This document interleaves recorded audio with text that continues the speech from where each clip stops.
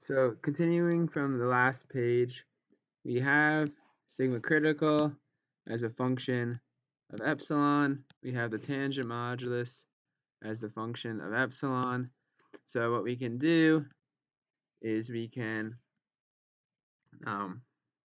take this equation here and we can move everything to one side, set it equal to 0, and we can solve for epsilon using a root solver such as MATLAB or Wolfram Alpha.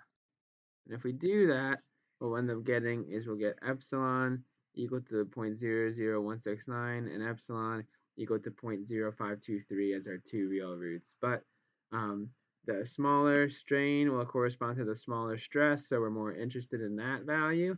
All right, so we're going to ignore the larger strain value. And what we'll do is we'll plug in that strain into the function of stress for of strain that we had on the last page. And if we do that, what do we get? 260 megapascals as our critical stress, and our tangent modulus would be 31.6 gigapascals. So to calculate the critical load, like the problem statement asks for, we have to multiply by the cross-sectional area. And if we do that, we end up getting our critical load to be 227.5 kilonewtons.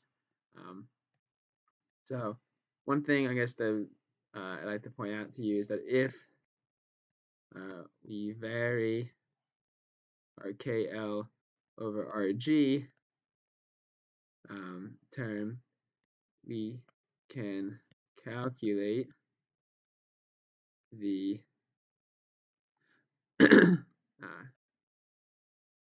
sigma critical